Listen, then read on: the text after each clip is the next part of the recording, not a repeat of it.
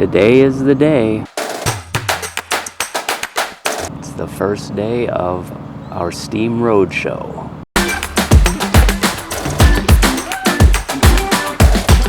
Let's go see how this is gonna turn out.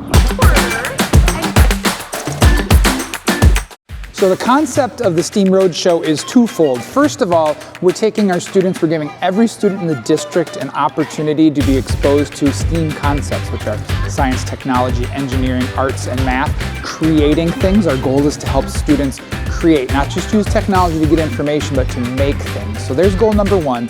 The second goal is we want to help our teachers learn how they can implement technology in their classroom.